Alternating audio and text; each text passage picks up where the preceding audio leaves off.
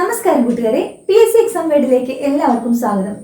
Devaswom board എക്സാമിനേഷന് prepare ചെയ്യുന്നവർക്കായിട്ട് Devaswom ബോർഡിന്റെ syllabus വന്നല്ലോ. നിങ്ങൾ കണ്ടോ? സിലബസ് ഒരുപാട് പഠിക്കാനുണ്ട്. സിലബസിൽ നമുക്ക് ഡേറ്റ് വന്നിട്ടുണ്ട്. അപ്പം നമുക്ക് എന്താ ചെയ്യാൻ പറ്റും? ഇനി ഉള്ള സമയം എത്രയും ഫാസ്റ്റായിട്ട് എത്ര പറ്റുന്ന അത്രയും സിലബസ് കവർ ചെയ്യുക. അതാണ് നമ്മൾ ചെയ്യേണ്ടത്. അപ്പം ഞാൻ ഇവിടെ കുറച്ച് ടോപ്പിക്സ് എഴുതിയിട്ടുണ്ട്. ഇതെന്താണെന്ന് നിങ്ങൾക്ക് മനസ്സിലായോ? ദേവസ്വം ബോർഡ് എക്സാമിനേഷൻ സിലബസിൽ നമ്മുടെ ചാനലിൻ്റെ പ്ലേലിസ്റ്റിൽ ഓൾറെഡി ഞാൻ എടുത്തിട്ടുള്ള ക്ലാസ്സുകളാണ് ഇട്ടിട്ടുള്ളത്. അതായത് ചന്ദ്രയാൻ 1, ചന്ദ്രയാൻ 2 നമ്മുടെ സിലബസിലുണ്ട്. ഇതിൻ്റെ രണ്ടിൻ്റെയും നമ്മുടെ ക്ലാസ് കിടക്കുന്നുണ്ട്. കറണ്ട് അഫയേഴ്സിലാണ് തോന്നുന്നുണ്ട്. കറണ്ട് അഫയേഴ്സിൻ്റെ പ്ലേലിസ്റ്റ് കിടക്കുന്നുണ്ട്, ശാസ്ത്ര സാങ്കേതിക മേഖല എന്ന് പറഞ്ഞിട്ട്. അപ്പോൾ അതിനകത്ത് ചന്ദ്രയാൻ 1, 2 പറയുന്നുണ്ട്. അപ്പോൾ നിങ്ങൾ നോക്കാൻ വേണ്ടിയിട്ടാണ് ഈ ടോപ്പിക്സ് കാണിച്ചു തരുന്നത്. അതുപോലെ സ്വാതന്ത്ര്യ സമരവുമായിട്ട് ബന്ധപ്പെട്ട് കേരളത്തിലുണ്ടായ മുന്നേറ്റങ്ങളുണ്ട് ഒരു ടോപ്പിക് ഉണ്ട്. അപ്പോൾ ആ ടോപ്പിക് അങ്ങനെ തന്നെ ഞാൻ ക്ലാസ് ഇട്ടിട്ടുണ്ട്. അതിനകത്ത് നമ്മളിപ്പം കുറിച്യ കലാപം, അതേപോലെ ആറ്റിങ്ങൽ കലാപം, അഞ്ചുതെങ്ങ് കലാപം, പഴശ്ശി കലാപങ്ങൾ, ഇങ്ങനെയുള്ള കുറേ കലാപങ്ങളും കാര്യങ്ങളുമാണ് ആ ഒരു മുന്നേറ്റങ്ങൾ എന്ന ഭാഗത്തും കൂടി ഉദ്ദേശിക്കുന്നത്. അത് അങ്ങനെ തന്നെ ഒരു ഹെഡിങ്ങിൽ നമ്മൾ ക്ലാസ് ഇട്ടിട്ടുണ്ട്. അത് കൂടാണ്ട് ഈ ഒരു ഭാഗത്തിന് വേണ്ടിയിട്ട് നമ്മുടെ കേരള ഹിസ്റ്ററി എന്ന് പറഞ്ഞിട്ടുള്ള ഒരു ടോപ്പിക്, അതായത് നമ്മുടെ ഒരു 15 ഡേയ്സിന് ഒരു റിവിഷൻ പ്ലാൻ എന്ന് പറഞ്ഞിട്ടൊരു പ്ലേലിസ്റ്റ് കിടക്കുന്നുണ്ട്. അതിനകത്ത് പറഞ്ഞിട്ടുള്ള കാര്യങ്ങളൊക്കെ നമ്മൾ ഇട്ടിട്ടുണ്ട്, ക്ലാസ് ഇട്ടിട്ടുണ്ട്. ഇതേ ടോപ്പിക് തന്നെ ഇട്ടിട്ട് ഞാൻ ആ ക്ലാസ് കൊടുത്തിട്ടുണ്ട്. ഡിഫറെൻറ്റ് പാർട്സ് ആയിട്ട് ചെറിയ ക്ലാസ് ആയിട്ട് കൊടുത്തിട്ടുണ്ട്. അത് കൂടാണ്ട് നമ്മളൊരു 15 ഡേയ്സ് റിവിഷൻ പ്ലാൻ ചെയ്തിട്ടുണ്ടായിരുന്നു കഴിഞ്ഞ LDCക്ക് വേണ്ടിയിട്ട്. അതിൻ്റെ അകത്ത് ആ റിവിഷൻ പ്ലാനിൻ്റെ അകത്ത് കേരള ഹിസ്റ്ററി എന്ന് പറഞ്ഞ ടോപ്പിക്കിൻ്റെ റിവിഷൻ ക്ലാസ് നിങ്ങൾ കേട്ട് കഴിഞ്ഞാൽ ഇതിനകത്ത് ഒരുപാട് ക്വസ്റ്റ്യൻസ് അവിടെ ഞാൻ കവർ ചെയ്യുന്നുണ്ട്. അത് ഫുള്ള് ഓരോ ക്വസ്റ്റ്യനും ഇമ്പോർട്ടൻ്റ് ആണ്.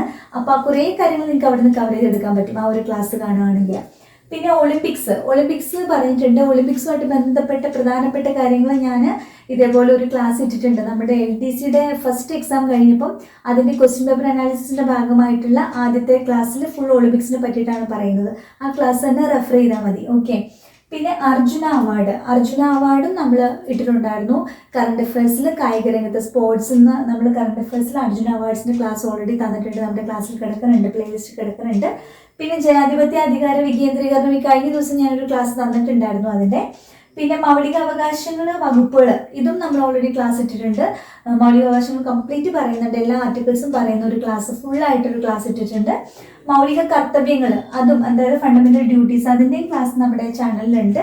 അപ്പോൾ ആ ടോപ്പിക്ക് നിങ്ങൾ അത് മാത്രം പഠിച്ചാൽ മതി, ഇതെല്ലാം പറയുന്നുണ്ട്.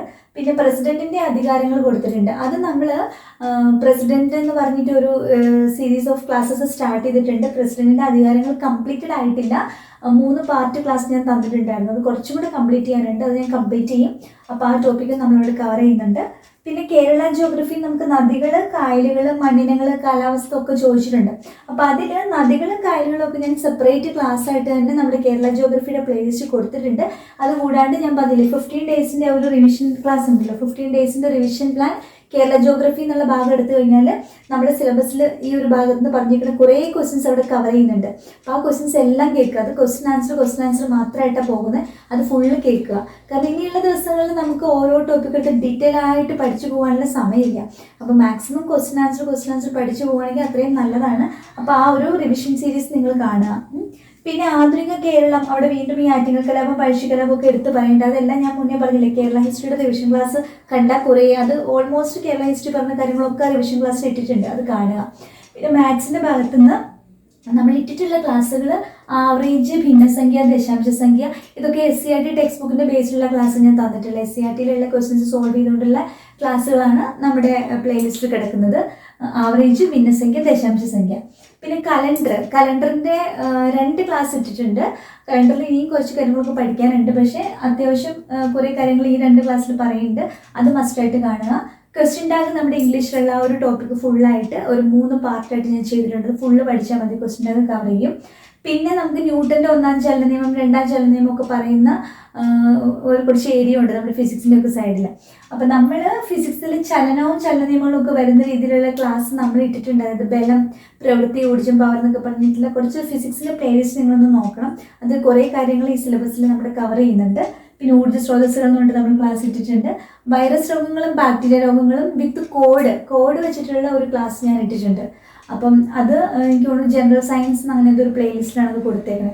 അപ്പോൾ ഇത്രയും ക്ലാസ് ഓൾറെഡി നമ്മൾ കവർ ചെയ്തിട്ടുണ്ട്. അപ്പോൾ ആ ക്ലാസ്സുകളെല്ലാം നിങ്ങൾ എന്ത് ചെയ്യുക, ഡേ ബൈ ഡേ, നിങ്ങൾ ഫ്രീ ടൈം എപ്പോഴാണ് കിട്ടണമെന്ന് വെച്ചാൽ ആദ്യത്തെ ടോപ്പിക് എടുക്കുക.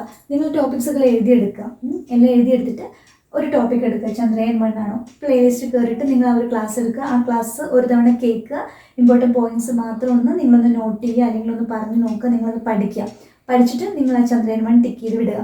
അടുത്ത ടോപ്പിക് എടുക്കുക, ചന്ദ്രയാൻ 2 അല്ല, ചന്ദ്രയാൻ 1 പഠിച്ച് ചന്ദ്രയാൻ 2 ഉടനെ പഠിക്കണ്ട. അപ്പോൾ നമ്മൾ മറ്റൊരു ദിവസത്തേക്ക് പഠിച്ചാൽ മതി. അപ്പോൾ നമുക്ക് വേറെ ഏതെങ്കിലും ടോപ്പിക് എടുക്കാം. ഇപ്പോൾ നമുക്ക് ഒളിമ്പിക്സ് എടുക്കാം. എന്നിട്ട് അത് എന്താണ് കൊടുത്തിട്ടുള്ളത് അത് പഠിക്കുക. അത് പഠിച്ച് നിങ്ങൾ ടിക്ക് ചെയ്ത് വിടുക. അതേപോലെ മൗലികാവകാശങ്ങൾ എടുക്കുക. അങ്ങനെ നിങ്ങൾക്ക് എപ്പോഴൊക്കെയാണോ ഫ്രീ ടൈം കിട്ടുന്നത്, കണ്ടിന്യൂസ്ലി പഠിക്കണം എന്നല്ല, നിങ്ങൾ പഠിക്കാൻ വേണ്ടി തന്നെ ഇരിക്കുന്നവരാണെങ്കിൽ രാവിലെ എണീക്കുക, കുറച്ച് ടോപ്പിക്സ് എല്ലാം എടുത്ത് മുന്നിൽ വയ്ക്കുക. എന്നിട്ട് ആദ്യത്തെ ടോപ്പിക് എടുക്കുക, ആ ക്ലാസ് പഠിക്കുക, അത് ടിക്ക് ചെയ്യുക. രണ്ടാമത്തെ ടോപ്പിക് എടുക്കുക, പഠിക്കുക, ടിക്ക് ചെയ്യുക. ബോറടിക്കുമ്പോൾ നിങ്ങൾ റെസ്റ്റ് എടുക്കുക, വീണ്ടും വരിക, അടുത്ത ടോപ്പിക് എടുക്കുക, പഠിക്കുക, റെസ്റ്റ് എടുക്കുക, പഠിക്കുക. നിങ്ങൾ വേറെ എന്തെങ്കിലും വർക്കൊക്കെ ചെയ്യുന്നവരാണെങ്കിൽ, അല്ലെങ്കിൽ വേറെ എന്തെങ്കിലും കാര്യമുള്ളവരാണെങ്കിൽ നിങ്ങൾ ഹെഡ്സെറ്റോ എന്തെങ്കിലുമൊക്കെ ചെവിയിൽ വെച്ചിട്ട് നടക്കുന്ന വഴിക്ക് കേൾക്കുക. വർക്ക് ചെയ്തുകൊണ്ടിരിക്കുകയാണെങ്കിൽ വർക്ക് ചെയ്യുന്ന വഴിക്ക് ജസ്റ്റ് പ്ലേ ചെയ്ത് കേൾക്കുക. നമുക്ക് എപ്പോഴും ഇങ്ങനെ കുത്തിരുന്ന് പഠിക്കാൻ എല്ലാവർക്കും പറ്റണമെന്നില്ല. പക്ഷെ ഒരുപാട് ഓപ്ഷൻസ് ഉണ്ട്. നമ്മൾ ട്രാവൽ ചെയ്യുന്ന സമയത്ത് നമുക്ക് ബസ്സിലിരുന്നിട്ടോ അല്ലെങ്കിൽ നമ്മൾ എന്തെങ്കിലും ചെയ്യുന്ന സമയത്തൊക്കെ നമുക്കൊരു ഹെഡ്സെറ്റ് ഉണ്ടെങ്കിൽ നമുക്ക് കേട്ടുകൊണ്ടിരിക്കാം. ഈ കേൾക്കുന്ന കാര്യങ്ങളൊക്കെ നമ്മുടെ ബ്രെയിൻ സ്റ്റോർ ചെയ്യുന്നുണ്ട്. എല്ലാ കാര്യങ്ങളും നമ്മൾ കണ്ടും എഴുതിയെടുത്തുന്നല്ല പഠിക്കുന്നത്. അപ്പോൾ നമുക്ക് ഏത് രീതിയിലാണെങ്കിലും നമുക്ക് പരമാവധി എക്സാമിനേഷന് മുന്നേ സിലബസ് കവർ ചെയ്യാനുള്ള ഒറ്റ ലക്ഷ്യമായിരിക്കണം. എപ്പോഴും ഈ ഒരു ഒറ്റ ലക്ഷ്യമായിരിക്കണം നിങ്ങൾക്ക് ഉണ്ടാവുക. അപ്പോൾ നിങ്ങൾ രാവിലെയോ വൈകിട്ടോ രാത്രിയിലോ എപ്പോഴാണോ നിങ്ങൾക്ക് ഫ്രീ ടൈം കിട്ടുമ്പോഴൊക്കെ നിങ്ങൾ എന്ത് ചെയ്യുക, വെറുതെ അതൊരു ഭാരമായിട്ട് എടുക്കാണ്ട് ഒരു ടാർഗറ്റ്, ഒരു ചലഞ്ചായിട്ട് എടുക്കുക. എന്നെക്കൊണ്ട് പറ്റാവുന്ന അത്രയും ടോപ്പിക്സ് കവർ ചെയ്യാം. നിങ്ങളൊരു ബുക്ക് എടുത്തിട്ട് ഒരു പേജ് സെറ്റ് ചെയ്തിട്ടില്ല, ഒരു പേജ് എടുത്തിട്ട് നിങ്ങൾ കവർ ചെയ്യുന്ന ടോപ്പിക്കുകൾ എഴുതി വയ്ക്കുക. അപ്പോൾ എക്സാമിൻ്റെ തലേദിവസം എടുത്ത് നോക്കുമ്പോൾ നിങ്ങൾക്ക് നിങ്ങളോട് തന്നെ ഒരു റെസ്പെക്റ്റ് ഉണ്ട്. ഞാൻ ഇത്രയും ടോപ്പിക്സ് പഠിച്ചിട്ടുണ്ട്, നാളത്തെ എക്സാം എനിക്ക് അടിപൊളിയായിട്ട് ചെയ്യാൻ പറ്റും. ആ ഒരു കോൺഫിഡൻസ് നിങ്ങൾ ഡെവലപ്പ് ചെയ്തെടുക്കാൻ വേണ്ടിയിട്ടാണ് കൂടി ഞാൻ പറഞ്ഞത്. അപ്പോൾ എല്ലാ ദിവസം മാക്സിമം യൂട്ടിലൈസ് ചെയ്യാം. കുറച്ച് നാളല്ലേ എക്സാമിനേഷൻ, അതുവരെ ഒന്ന് ശ്രമിച്ച് നോക്കുക. നമ്മുടെ പരമാവധി നമ്മൾ ശ്രമിച്ച് നോക്കുക. ബാക്കി നമുക്ക് റിസൾട്ടിൽ കാണാം. ഓക്കെ, അപ്പോൾ ഞാൻ നിങ്ങൾക്ക് ഇന്ന് ഇതിലൊന്നും ഇല്ലാത്ത പുതിയൊരു ടോപ്പിക്കിൻ്റെ ഒരു ക്ലാസ് തരാനായിട്ടാണ് വന്നിട്ടുള്ളത്. നമ്മുടെ ഐ ടി കമ്പ്യൂട്ടർ റിലേറ്റഡ് ടോപ്പിക്സിന് 10 മാർക്കുണ്ട്. അപ്പോൾ നമുക്ക് ആ ഭാഗത്തേക്ക് ഒന്ന് നോക്കാം. അപ്പോൾ അതിൽ ആദ്യത്തെ ടോപ്പിക്കാണ് കമ്പ്യൂട്ടർ, അതിൻ്റെ ഫങ്ഷണൽ യൂണിറ്റ്സ്, സവിശേഷതകൾ എന്ന് പറഞ്ഞിട്ടൊരു ടോപ്പിക് ഉണ്ട്. അപ്പോൾ നമുക്ക് ഇതൊന്ന് സ്റ്റാർട്ട് ചെയ്യാം. ഓക്കെ, പെട്ടെന്ന് നമ്മൾ എക്സാമിനേഷൻ പോയിന്റ് ഓഫ് വ്യൂവിൽ മാത്രം നിങ്ങളത് പഠിച്ചാൽ മതി. അത് കമ്പ്യൂട്ടറിൻ്റെ ഫങ്ഷണൽ യൂണിറ്റ്സ് എന്ന് പറയുമ്പോൾ ഏതൊക്കെയാണ്, ആദ്യം പേര് ഏതൊക്കെയാണ് പഠിക്കുക. നമ്മൾ അറിയാവുന്ന കാര്യങ്ങളായിരിക്കും, ജസ്റ്റ് അറിയാവുന്ന പെട്ടെന്ന് നമുക്ക് റിവൈസ് ചെയ്ത് പോവാം. ഒരു കമ്പ്യൂട്ടറിൻ്റെ ഫങ്ഷണൽ യൂണിറ്റ്സ് ഏതൊക്കെയാണ്? ഇൻപുട്ട് യൂണിറ്റ് ഉണ്ട്, ഔട്ട്പുട്ട് യൂണിറ്റ് ഉണ്ട്, പിന്നെ ഒരു സെൻട്രൽ പ്രോസസ്സിംഗ് യൂണിറ്റ് ഉണ്ട്, CPU ഉണ്ട്. CPU-ന്റെ അണ്ടറിലാണ് arithmetic and logic unit, control unit, memory unit. ഇത്രയുമാണ് കമ്പ്യൂട്ടറിന്റെ ഫങ്ഷണൽ യൂണിറ്റ്സ്. അപ്പോൾ ഫങ്ഷണൽ യൂണിറ്റ്സ് അതൊക്കെയാണ് പഠിച്ചു. ഏതൊക്കെയാണ്? Input unit, output unit, central processing unit ആണ്. സെൻട്രൽ പ്രോസസ്സിംഗ് യൂണിറ്റിൽ വരുന്ന ഏതൊക്കെയാണ്? അരിത്തമെറ്റിക് ആൻഡ് ലോജിക് യൂണിറ്റും, കൺട്രോൾ യൂണിറ്റും, മെമ്മറി യൂണിറ്റും. ഇത്രയുമാണ് കമ്പ്യൂട്ടറിന്റെ ഫങ്ഷണൽ യൂണിറ്റ്സ് എന്ന് പറയാം. അപ്പോൾ നമുക്കിപ്പോൾ ക്വസ്റ്റ്യനിൽ താഴെ തന്നിട്ടുള്ള കമ്പ്യൂട്ടറിന്റെ ഫങ്ഷൻ യൂണിറ്റ് അല്ലാത്തത് ഏത് എന്ന് ചോദിച്ചു കഴിഞ്ഞാൽ അതൊരു ക്വസ്റ്റ്യൻ ആണ് അല്ലേ. അപ്പോൾ നമുക്ക് കൃത്യമായിട്ട് അറിയണം ഇൻപുട്ട്, ഔട്ട്പുട്ട്, CPU-ന്റെ അണ്ടറിൽ arithmetic logic unit, control unit, memory unit. അത് സെറ്റാണല്ലോ. ഇനി ഇതിൽ ആദ്യത്തത് ഇൻപുട്ട് യൂണിറ്റ് നോക്കാൻ പോവാണ്. ഇൻപുട്ട് യൂണിറ്റ് എന്ന് പറഞ്ഞാൽ എന്താണ്? പേരിൽ തന്നെ ഉണ്ട്. ഒരു കമ്പ്യൂട്ടറിലോട്ടേക്കുള്ള ഡേറ്റ ആരാണോ റിസീവ് ചെയ്യുന്നത് ആ ആളാണ് ഇൻപുട്ട് യൂണിറ്റ് എന്ന് പറയാം. നമുക്കിപ്പോൾ കമ്പ്യൂട്ടറിലോട്ട് ഇൻഫർമേഷൻ കൊടുക്കണം. ത്രൂ ദിസ് ഇൻപുട്ട് യൂണിറ്റ് ആണ് നമ്മൾ ഇൻഫർമേഷൻ കമ്പ്യൂട്ടറിലോട്ട് എത്തിക്കുക അല്ലെ. കമ്പ്യൂട്ടർ ഡേറ്റ പ്രോസസ്സ് ചെയ്യണമെങ്കിൽ ആദ്യം കമ്പ്യൂട്ടറിനകത്തേക്ക് ഡേറ്റ എത്തണം, അതിന് ഇൻപുട്ടായിട്ട് അത് കൊടുക്കണം. ആരാണോ ആ ഇൻപുട്ട് കൊടുക്കുന്നത്, ആരാണോ ആ ഡേറ്റ റിസീവ് ചെയ്ത് കമ്പ്യൂട്ടറിൽ പ്രോസസ്സ് ചെയ്യാൻ വേണ്ടി കൊടുക്കുന്നത്, അതാണ് ഇൻപുട്ട് യൂണിറ്റ് എന്ന് പറയാം. അപ്പോൾ പ്രധാനപ്പെട്ട ഇൻപുട്ട് യൂണിറ്റ്സ് ഏതൊക്കെയാണ്? അത് ഇമ്പോർട്ടൻ്റ് ആണ്. ചിലപ്പോൾ കുറച്ച് ഓപ്ഷൻസ് തന്നിട്ട് ഇതിൽ ഇൻപുട്ട് യൂണിറ്റ് അല്ലാത്തത് ഏത്, അല്ലെങ്കിൽ ഔട്ട്പുട്ട് യൂണിറ്റ് ഏത്, ഇൻപുട്ട് യൂണിറ്റ് ഏത്, ഇങ്ങനെ ചോദിച്ചേക്കാം ഈ ഒരു ഭാഗത്തുനിന്ന്. അപ്പോൾ നിങ്ങൾക്ക് അറിയാവുന്ന ഇൻപുട്ട് യൂണിറ്റ്സ് ഒക്കെ ഒന്ന് പറഞ്ഞു നോക്കി. പ്രധാനമായിട്ട് നമുക്ക് അറിയാവുന്ന ഏതാ? മെയിൻലി നമ്മൾ യൂസ് ചെയ്യുന്നത് നമ്മുടെ കീബോർഡ്, നമ്മൾ ഡേറ്റ എൻ്റർ ചെയ്യാൻ വേണ്ടി കീബോർഡ്, മൗസ്. ഇത് 2 ഇൻപുട്ട് യൂണിറ്റ് ഉണ്ട്. ഇത് 2 വളരെ കോമൺ ആയിട്ട് യൂസ് ചെയ്യുന്ന ഇൻപുട്ട് യൂണിറ്റ്സ് ആണ്. കീബോർഡ് മൗസും അല്ലാതെയുള്ള ഓരോ ഇൻപുട്ട് യൂണിറ്റ്സ് നിങ്ങൾ അറിഞ്ഞിരിക്കണം. അതായത് നമ്മുടെ ലൈറ്റ് പെൻ എന്ന് ചിലപ്പോൾ ഒരു ഓപ്ഷനിൽ തന്നിട്ട് ചോദിക്കേണ്ടത് ഇൻപുട്ടാണോ ഔട്ട്പുട്ടാണോ. ലൈറ്റ് പെൻ എന്ന് ചോദിച്ചാൽ നമ്മൾ എന്ത് പറയും? ലൈറ്റ് പെൻ എന്ന് പറയുമ്പോൾ അപ്പം നിങ്ങൾ വിചാരിച്ചോളണം അതൊരു ഇൻപുട്ട് യൂണിറ്റ് ആണ്. ആ പെൻ ഉപയോഗിച്ച് കമ്പ്യൂട്ടറിലോട്ട് ഡേറ്റ കൊടുക്കുക നമ്മൾ ചെയ്യണേ. പേന കൊണ്ട് നമ്മൾ എഴുതി കമ്പ്യൂട്ടറിലോട്ട് കൊടുക്കുന്നതാണെന്നൊക്കെ ഒന്ന് നിങ്ങൾ വിഷ്വലൈസ് ചെയ്യുക. അപ്പോൾ നിങ്ങൾക്ക് ലൈറ്റ് പെൻ കാണുമ്പോൾ ഇൻപുട്ട് യൂണിറ്റ് ആണ് മനസ്സിലാകും. ഇനി നിങ്ങൾക്ക് കുറച്ചും കൂടെ ക്ലാരിറ്റി കിട്ടണമെന്നുണ്ടെങ്കിൽ നിങ്ങൾ ജസ്റ്റ് ഒന്ന് ലൈറ്റ് പെന്നിൻ്റെ ഒരു പിക്ചർ എടുത്ത് ഗൂഗിളിൽ സെർച്ച് ചെയ്ത് നോക്കിയാൽ നിങ്ങൾ പിന്നെ അത് മറക്കില്ല. ഇപ്പോൾ ലൈറ്റ് പെന്ന്, പിന്നെ ജോയ് സ്റ്റിക്ക് കേട്ടിട്ടുണ്ടാവുമല്ലോ. ജോയ് സ്റ്റിക്ക് ഒരു ഇൻപുട്ട് യൂണിറ്റ് ആണ്. അപ്പോൾ joystick, input unit, light pen, പിന്നെ സ്കാനർ നമുക്ക് വേണ്ട ഡേറ്റ നമ്മളിപ്പോൾ ഒരു ഹാർഡ് കോപ്പി നമ്മുടെ ഉണ്ടെങ്കിൽ നമ്മൾ അത് സ്കാനർ ഉപയോഗിച്ച് സോഫ്റ്റ് കോപ്പി ആക്കി എടുക്കും നമ്മൾ കമ്പ്യൂട്ടറിനകത്തേക്ക് എൻ്റർ ചെയ്യാൻ വേണ്ടിയിട്ട്. അപ്പോൾ സ്കാനർ ഇൻപുട്ട് യൂണിറ്റ് ആണ്. ട്രാക്ക് ബോൾ ഇൻപുട്ട് യൂണിറ്റ് ആണ്. ബോൾ നമ്മൾ അകത്തേക്ക് എറിയാന്ന് ഞാൻ വിഷ്വലൈസ് ചെയ്താൽ മതി. ട്രാക്ക് ബോൾ ഇൻപുട്ട് യൂണിറ്റ് ആണ്. മൈക്രോഫോൺ, മൈക്ക് ഇപ്പോഴും നമ്മൾ എന്താ ചെയ്യുന്നത്, നമ്മുടെ വോയിസ് അകത്തേക്ക് കൊടുക്കുക ചെയ്യുന്നത്, ഇൻപുട്ട് യൂണിറ്റ് ആണ്. ഡിജിറ്റൽ ക്യാമറ എടുത്ത പിക്ക് നമ്മൾ അകത്തേക്ക് കൊടുത്തു എന്ന് വിചാരിച്ചാൽ മതി. അപ്പോൾ ഡിജിറ്റൽ ക്യാമറ ഇൻപുട്ട് ആണ് കത്തിക്കോളും. പിന്നെ ടച്ച് സ്ക്രീനിൽ നമ്മൾ ടച്ച് ചെയ്യുമ്പോൾ ഡേറ്റ അങ്ങോട്ട് കൊടുക്കല്ലേ നമ്മൾ ടച്ച് ചെയ്ത്, അത് ഇൻപുട്ട് യൂണിറ്റ് ആണ്. ബാർകോഡ് റീഡർ, നമ്മൾ ബാർകോഡ് റീഡ് ചെയ്യില്ലേ കമ്പ്യൂട്ടറിൽ, അവർ കടയിലൊക്കെ ബാർകോഡിങ് റീഡ് ചെയ്യുമ്പോൾ ഇവിടെയുള്ള ഡേറ്റ സിസ്റ്റത്തിലോട്ട് കിട്ടുകയാണ്. അപ്പോൾ ഇൻപുട്ട് യൂണിറ്റ് ആണ്. OMR, optical mark reader, OCR, പിന്നെ magnetic ink character recognition, MICR, നമ്മുടെ ചെക്ക് ബാങ്ക് ചെക്കിനൊക്കെ വരുന്നത്. അപ്പോൾ ഇത്രയൊക്കെയാണ് പ്രധാനപ്പെട്ട ഇൻപുട്ട് യൂണിറ്റ്സ്. അപ്പോൾ പെട്ടെന്നൊരു ചോദ്യം വരുമ്പോൾ ഇത് ഇൻപുട്ടാണോ ഔട്ട്പുട്ടാണോ എന്ന് ചോദിച്ചാൽ അറിയാൻ വേണ്ടിയിട്ട് ഈ പേരുകളെല്ലാം ഫെമിലിയർ ആയിരിക്കണം. ഏതൊക്കെയാണ്? കീബോർഡ്, മൗസ്, പിന്നെ നമ്മുടെ സ്കാനർ പറയാം, പിന്നെ നമ്മുടെ joystick, light pen, digital camera, microphone, പിന്നെ OCR, OMR, MICR ഇതെല്ലാം ഇൻപുട്ട് യൂണിറ്റ്സ് ആണ്. ബാർകോഡ് റീഡർ ഇൻപുട്ട് യൂണിറ്റ് ആണ്. ട്രാക്ക് ബോൾ ഇൻപുട്ട് യൂണിറ്റ് ആണ്. ഇത്രയൊക്കെയാണ് പ്രധാനപ്പെട്ട ഇൻപുട്ട് യൂണിറ്റ്സ്. ഇനി ഇതിൽ ഏറ്റവും ഇമ്പോർട്ടൻ്റ് ആയിട്ടുള്ള 2 യൂണിറ്റ്സ് ആണ് ഏത്? നമ്മുടെ കീബോർഡും മൗസും. കാരണം ഇത് രണ്ടും നമ്മൾ ഏറ്റവും കോമൺ ആയിട്ട് യൂസ് ചെയ്യുന്ന ഇൻപുട്ട് യൂണിറ്റ്സ് ആണ്. അപ്പോൾ അത് കുറച്ചൊന്ന് പഠിച്ചിരിക്കണം. അപ്പോൾ ആദ്യത്തെ ഫസ്റ്റ് വൺ നമ്മൾ നോക്കുന്നത് കീബോർഡാണ്. Primary input unit of a computer ആണ് കീബോർഡ് എന്ന് പറയുക. Primary input unit of a computer ഏതാണ്? കീബോർഡാണ്. കീബോർഡിൽ ചില കീസ് ഒക്കെ നിങ്ങളുടെ മൈൻഡിൽ ഒരു കീബോർഡ് വിഷ്വലൈസ് ചെയ്യാൻ പറ്റും നിങ്ങൾക്ക്, അല്ലെങ്കിൽ നിങ്ങൾക്ക് ഒരു കീബോർഡ് ഉണ്ടെങ്കിൽ ഒന്ന് നോക്കിയിട്ട് ഇന്ന് പറഞ്ഞു നോക്കണം. അപ്പം നമ്മൾ പഠിക്കും. കീബോർഡിൻ്റെ അകത്ത് ആൽഫ ന്യൂമറിക് കീസ് ഉണ്ട്. എന്ന് വെച്ചാൽ എന്താണ്? നമ്മുടെ കീബോർഡിൽ നമ്മൾ പെട്ടെന്ന് നോക്കുമ്പോൾ കാണുന്ന കീസ് ഏതൊക്കെയാണ്? A തൊട്ട് Z വരെയുള്ള ലെറ്റേഴ്സ് അതിൻ്റെ 0 തൊട്ട് 9 വരെയുള്ള നമ്പേഴ്സ് ഉണ്ടല്ലോ, ഇതെല്ലാം കൂടി ചേർത്ത് പറയുന്നതാണ് ആൽഫ ന്യൂമറിക് കീസ്. ആൽഫ എന്ന് പറയുമ്പോൾ ഇംഗ്ലീഷ് ലെറ്റർ എന്ന് ഓർക്കുക. ആൽഫ ഇംഗ്ലീഷ് വേർഡ് ആണല്ലോ. ന്യൂമറിക് എന്ന് പറയുമ്പോൾ എപ്പോഴും മാത്സ് നമ്പേഴ്സ് ആണല്ലോ. അപ്പോൾ ഇംഗ്ലീഷ് ലെറ്റേഴ്സും നമ്പേഴ്സും എല്ലാം കൂടി ചേരുന്നതാണ് ആൽഫ ന്യൂമറിക് കീസ് എന്ന് ഓർക്കുക. ഇനി പങ്ക്ച്വേഷൻ കീസ് ഉണ്ട്. പങ്ക്ച്വേഷൻ കീസ് എന്ന് പറഞ്ഞാൽ എന്താ? നമ്മുടെ കുത്തു, കോമ, കോളൻ, സെമിക്കോളൻ പോലെയുള്ള ചിഹ്നങ്ങൾക്കെല്ലാം ഉപയോഗിക്കുന്നതാണ് പങ്ക്ച്വേഷൻ കീസ് എന്ന് പറയുന്നത്. പിന്നെ നാവിഗേഷൻ കീസ് ഉണ്ട്. നാവിഗേറ്റ് ചെയ്യാൻ വേണ്ടിയിട്ട് അങ്ങോട്ടും ഇങ്ങോട്ടും നാവിഗേറ്റ് ചെയ്യാം. അപ്പോൾ ഏത് കീ ആയിരിക്കും? നമ്മുടെ കേഴ്സറിനെ മൂവ് ചെയ്യിക്കാണ് നാവിഗേഷൻ കീസ്. എന്തൊക്കെ പ്രസ് ചെയ്യുമ്പോൾ നമ്മൾ കേഴ്സർ മൂവ് ചെയ്യുക. നമ്മുടെ മൗസ് അല്ലാണ്ട് കീബോർഡിൽ എന്തൊക്കെ ചെയ്യുമ്പോഴാണ് നമ്മുടെ കീബോർഡിൽ ആരോ കീസ് ഉണ്ടല്ലോ, മുകളിലോട്ടും താഴോട്ടും ലെഫ്റ്റിലോട്ടും റൈറ്റിലോട്ടും, അതെല്ലാം തന്നെ നാവിഗേഷൻ കീസാണ്. പിന്നെ ഹോം എന്നൊരു കീ ഉണ്ട്, എൻഡ്, ഹോം, എൻഡ്, പിന്നെ പേജ് അപ്പ്, പേജ് ഡൗൺ, മുകളിലോട്ടും താഴോട്ടും മൂവ് ചെയ്യിക്കുന്നുണ്ടല്ലോ, പേജ് അപ്പ്, പേജ് ഡൗൺ. ഇത് 4 ഇത്രയുമാണ് നാവിഗേഷൻ കീസ് എന്ന് പറയുന്നത്. പിന്നെ മോഡിഫയർ കീസ് ഉണ്ട്. മോഡിഫയർ കീസ് എന്ന് പറഞ്ഞിട്ടുണ്ടെങ്കിൽ ആക്ച്വലി ബാക്കി കീസിൻ്റെയൊക്കെ എഫക്റ്റിനെ ഒന്ന് മോഡിഫൈ ചെയ്യുന്ന ഒരു കീ ആണ്.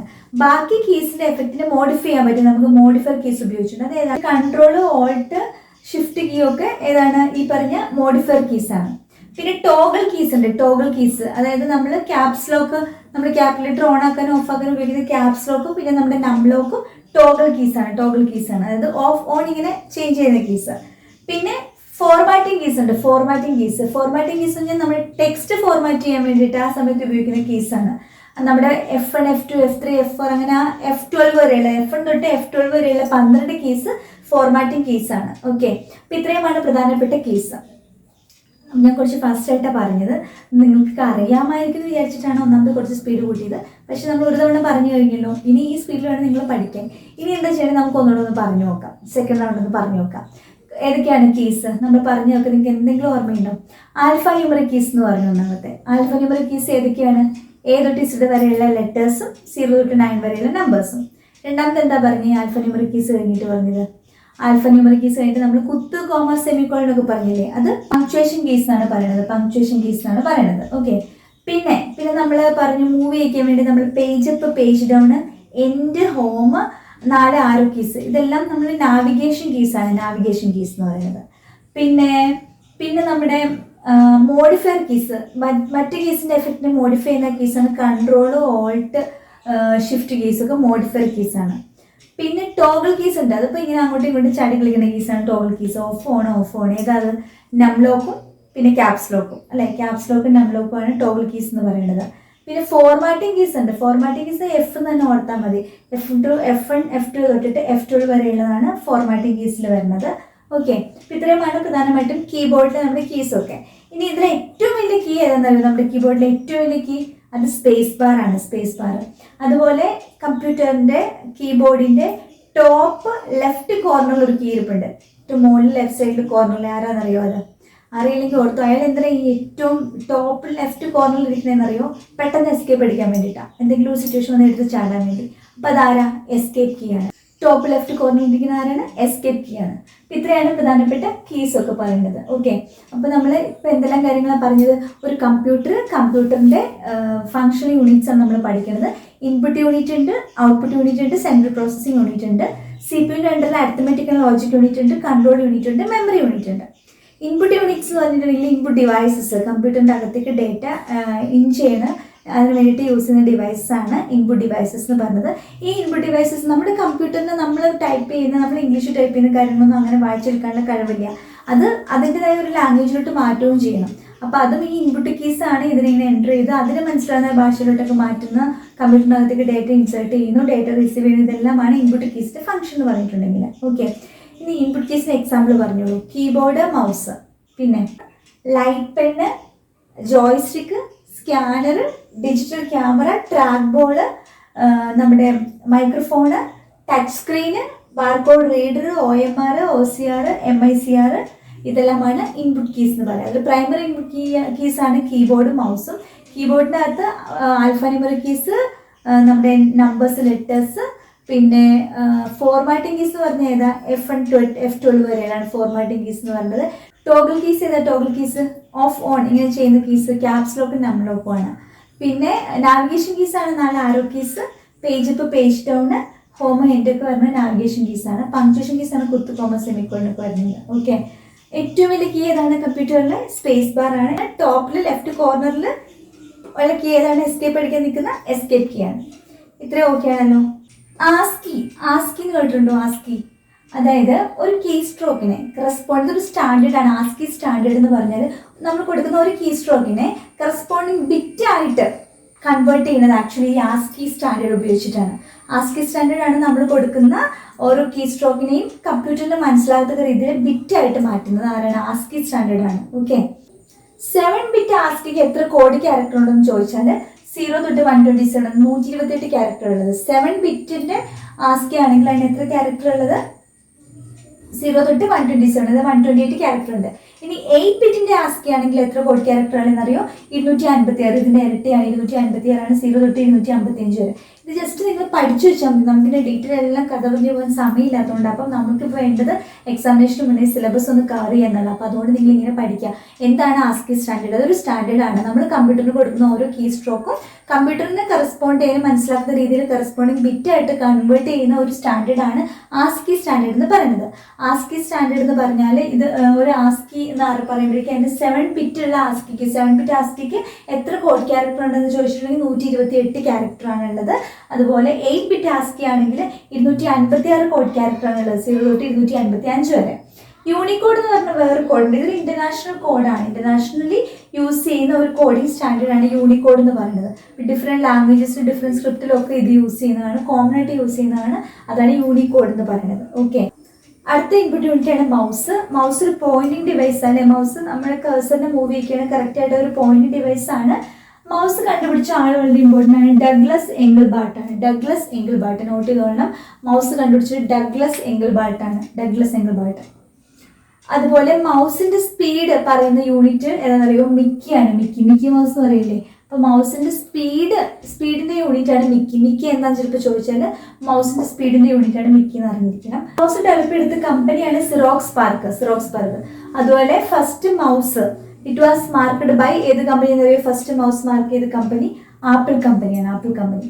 മൗസ് ഡിഫറെൻറ്റ് ടൈപ്സ് ഉണ്ട്. വയർലെസ്സും ഉണ്ട്, വയേർഡും ഉണ്ട്. വയർലെസ് എന്ന് പറയുമ്പോൾ ഒപ്റ്റിക്കൽ മൗസ് ഉണ്ട്, ഇൻഫ്രാറെഡ് റേസിന് റീഡ് ചെയ്തുകൊണ്ട് യൂസ് ചെയ്യുന്ന മൗസാണ് അതൊക്കെ. മൗസ് ഡെവലപ്പ് ചെയ്ത കമ്പനി സിറോക്സ് പാർക്കാണ്. First mouse marked by Apple ആണ്. അപ്പോൾ കീബോർഡ്, മൗസ് നമ്മൾ കണ്ടു. ഇനി അതർ ഇൻപുട്ട് യൂണിറ്റ്സ് നമ്മൾ ഓൾറെഡി പറഞ്ഞാണ്. ടച്ച് സ്ക്രീൻ നമ്മൾ എവിടെ യൂസ് ചെയ്യുന്നത്? ടച്ച് സ്ക്രീൻ എവിടെ? ATM-ലൊക്കെ യൂസ് ചെയ്യുന്നുണ്ട്. ATM-ലുണ്ട്, മൊബൈൽ ഫോണിലൊക്കെ ആയിട്ട് ടച്ച് സ്ക്രീൻ യൂസ് ചെയ്യുന്നുണ്ട്. അതുപോലെ ടച്ച് പാഡ് വന്നാൽ ഓർത്തോളം ഇൻപുട്ട് ഡിവൈസ് ആണ് ടച്ച് പാഡ് ലാപ്ടോപ്പിലൊക്കെ നമ്മൾ പോയിന്റിങ് ഡിവൈസ് ആയിട്ട്, നമ്മൾ നോർമൽ പോയിന്റിങ് ഡിവൈസ് ആയിട്ട് ഈ ടച്ച് പാഡിന് യൂസ് ചെയ്യാറുണ്ട് ലാപ്ടോപ്സിലൊക്കെ. ഓക്കെ, പിന്നെ ട്രാക്ക് ബോൾ എന്ന് പറയുമ്പം ഞാൻ ആദ്യം പറഞ്ഞു ബോൾ അകത്തേക്ക് കയറിയെന്ന് വിചാരിച്ചത് ഇൻപുട്ട് ഡിവൈസ് നമുക്ക് കിട്ടുമെന്ന് പറഞ്ഞു. ഇത് ആക്ച്വലി ഒരു സ്റ്റേഷനറി പോയിന്റ് ഡിവൈസ് ആണ്, ഇങ്ങനെ അനങ്ങാതെ പോയിന്റ് ചെയ്തൊരു ഡിവൈസ് ആണ്. അത് അതിൻ്റെ ടോപ്പിലൊരു ബോൾ ഉണ്ട്, ആ ബോൾ മെക്കാനിസം ആണ് അതിനെ വർക്ക് ചെയ്യിപ്പിക്കുന്നത്. ഓക്കെ, അതാണ് ട്രാക്ക് ബോൾ എന്ന് പറയുന്നത്. ജോയ്സ്റ്റിക്ക്, നമ്മുടെ വീഡിയോ ഗെയിംസ് കളിക്കാൻ വേണ്ടിയിട്ടൊക്കെ ജോയ്സ്റ്റിക്ക് യൂസ് ചെയ്യും, അൾട്രാ സൗണ്ട് സ്കാനിങ്ങൊക്കെ യൂസ് ചെയ്യുന്നത് ജോയ്സ്റ്റിക്കാണ്.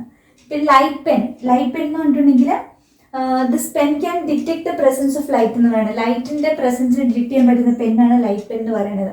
ഓക്കെ, ലൈറ്റിൻ്റെ പ്രസൻസിനെ ഡിറ്റക്ട് ചെയ്യാൻ പറ്റുന്ന പെന്നാണ് എന്ത് പറയുന്നത്, ലൈറ്റ് പെൻ എന്ന് പറയുന്നത്. സ്കാനർ നമുക്കറിയില്ല, നമ്മുടെ ഡേറ്റ നമ്മുടെ ഹാർഡ് കോപ്പി സോഫ്റ്റ് കോപ്പി ഒക്കെ മാറ്റി ചെയ്യുന്നത് സ്കാനർ.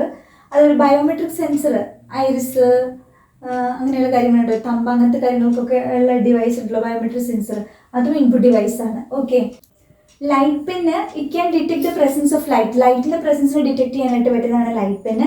CAD യൂസേഴ്സ് ഒക്കെ ലൈറ്റ് പെൻ യൂസ് ചെയ്യും, മറ്റേ കമ്പ്യൂട്ടർ എയ്ഡഡ് ഡിസൈൻ ഉണ്ടല്ലോ CAD. പിന്നെ അതുപോലെ റെയിൽവേ ആൻഡ് എയർലൈൻ റിസർവേഷൻ സെൻറ്ററിൽ ഡെന്റിസ്റ്റുകളൊക്കെ ചിലപ്പോൾ യൂസ് ചെയ്യുന്നതാണ് ഈ ലൈറ്റ് പെൻ എന്ന് പറയുന്നത്. നിങ്ങൾ ഈ ഭാഗത്ത് നിന്ന് ഫോക്കസ് ചെയ്യേണ്ടത് ഇപ്പം കീബോർഡിലെ കീസ്, ഓരോ കീസ് ഉണ്ട്, ആൽഫ ന്യൂമറിക് കീസ് എന്തിനൊക്കെയാണ്, ഏതൊക്കെ കീസാണ്, ടോഗിൾ കീസ് ഏതൊക്കെയാണ്, നാവിഗേഷൻ കീസ് ഏതൊക്കെയാണ്, അതൊന്ന് കൃത്യമായിട്ട് നോക്കുക. അതേപോലെ പ്രധാനപ്പെട്ട ഇൻപുട്ട് ഡിവൈസസിൻ്റെ പേരുകളെല്ലാം പഠിക്കുക, എല്ലാത്തിനും പേര് പഠിക്കുക. പേര് പഠിക്കുന്നത് എന്താണെന്ന് വെച്ചാൽ ഇൻപുട്ടാണ്, നമ്മൾ ഇനി ഔട്ട്പുട്ട് ഡിവൈസസ് പഠിക്കുമല്ലോ. അപ്പം എന്നിട്ട് നമ്മുടെ ഓപ്ഷനിൽ ഇത് ഇൻപുട്ടാണോ ഔട്ട്പുട്ടാണോ എന്ന് ചോദിച്ചാൽ രണ്ടും കൂടെ എന്താ പറയുക തെറ്റാതിരിക്കാൻ വേണ്ടിയിട്ട്, കൺഫ്യൂഷൻ ആതിരിക്കാൻ വേണ്ടി ഇൻപുട്ട് ഡിവൈസിൻ്റെ എല്ലാം പേര് പഠിക്കുക. പേര് പഠിച്ചാൽ മതി. പിന്നെ ആ ഒരു ആസ്കി കോഡ് നമ്മൾ പറഞ്ഞ എന്താണെന്ന് ജസ്റ്റ് അറിഞ്ഞിരിക്കുക. മൗസിൻ്റെ കേസിൽ മൗസ് കണ്ടുപിടിച്ചത് ആരാണ്, ആളുടെ പേര് അറിഞ്ഞിരിക്കുക. അങ്ങനെയുള്ള കൊച്ചു വളരെ ഇമ്പോർട്ടൻ്റ് ആയിട്ടുള്ള കാര്യങ്ങളാണ് നമ്മൾ ക്വസ്റ്റ്യൻ ആൻസർ ആയിട്ട് നിങ്ങൾ ഇവിടുന്ന് പഠിക്കേണ്ടത്. അപ്പോൾ ഇത്രയും ഭാഗം ഒന്ന് നോക്കി കഴിഞ്ഞിട്ട് നിങ്ങൾ സെൽഫായിട്ട് ഈ ക്വസ്റ്റ്യൻസിനൊക്കെ ആൻസർ നിങ്ങൾക്ക് അറിയാമോ എന്ന് നോക്കുക. അതായത് ഏതൊക്കെയാണ് കമ്പ്യൂട്ടറിൻ്റെ ഫംഗ്ഷൻ യൂണിറ്റ്സ്, അതിൽ ഇൻപുട്ട് യൂണിറ്റ്സ് എന്ന് പറയുമ്പം എന്തൊക്കെയാണ് ഇൻപുട്ട് ഡിവൈസസിന് എക്സാമ്പിൾ വരുന്നത്, അതിൽ കീബോർഡിൽ എന്തൊക്കെയാണ് പഠിക്കേണ്ടത്, ഏറ്റവും വലിയ കീ ഏതാണ്, സ്പേസ് ബാർ ആണ്, അങ്ങനത്തെ കാര്യങ്ങൾ. പിന്നെ മൗസുമായിട്ട് ബന്ധപ്പെട്ട് എന്താണ് പഠിക്കേണ്ടത്, മൗസ് ആരാ കണ്ടുപിടിച്ചത്, മൗസുമായിട്ട് ബന്ധപ്പെട്ട പ്രധാനപ്പെട്ട കാര്യങ്ങൾ, പിന്നെ അതർ ഇൻപുട്ട് ഡിവൈസസ് ഏതൊക്കെയാണ്, ഇത്രയും പഠിച്ചു വയ്ക്കുക. അത് കഴിയുമ്പോൾ നമുക്ക് അടുത്ത ക്ലാസ്സിൽ അടുത്ത ഫംഗ്ഷൻ യൂണിറ്റ് ഏതെന്ന് നോക്കാം. ഐ.ടിയുടെ ഭാഗത്ത് നിന്ന് വരുന്ന 10 മാർക്കും നമുക്ക് വാങ്ങാൻ ശ്രമിക്കണം. ഓക്കെ, അപ്പോൾ നിങ്ങൾക്ക് ഒരു സെഷൻ ഇഷ്ടപ്പെട്ടു, ഉപകാരപ്പെട്ടു എന്നുണ്ടെങ്കിൽ നിങ്ങളുടെ ലൈക്സ് അറിയിക്കുക, നിങ്ങളുടെ ഫ്രണ്ട്സിന് പരമാവധി ഷെയർ ചെയ്യുക, നിങ്ങളുടെ സജഷൻസ് കമൻസ് ഒക്കെ അറിയിക്കുക. ഓക്കെ, സബ്സ്ക്രൈബ് ചെയ്ത് ആരെങ്കിലും കാണുന്നെങ്കിൽ സബ്സ്ക്രൈബ് ചെയ്യുക, ബെൽ ബട്ടൺ ക്ലിക്ക് ചെയ്യുക. അപ്പോൾ വീണ്ടും ഞാൻ വേറെ ക്ലാസ്സുകളുമായിട്ട് വരുന്നതായിരിക്കും. നമുക്കൊന്ന് ശ്രമിച്ചു നോക്കാം, നമ്മുടെ പരമാവധി ടോപ്പിക്സ് നമുക്ക് കവർ ചെയ്ത് തന്നെ പോകണം. നല്ലോണം പഠിച്ചോളുക, റിവൈസ് ചെയ്യുക. ഓക്കെ, പിന്നെ ക്ഷേത്രങ്ങളുമായിട്ട് ബന്ധപ്പെട്ടുള്ള കുറച്ച് ക്വസ്റ്റ്യൻസ് ഒക്കെ നമ്മൾ ഓൾറെഡി ഡിസ്കസ് ചെയ്തിട്ടുണ്ടായിരുന്നു. അപ്പോൾ അങ്ങനത്തെ ക്വസ്റ്റ്യൻസും അതിൻ്റെ കൂടെ നമ്മൾ പഠിക്കുക, ഡെയിലി കുറച്ച് അങ്ങനത്തെ ക്വസ്റ്റ്യൻസ് കൂടെ പഠിച്ചു പോവാം. ഓക്കെ, അപ്പോൾ നമുക്ക് വീണ്ടും കാണാം. അതുവരേക്കും ബൈ.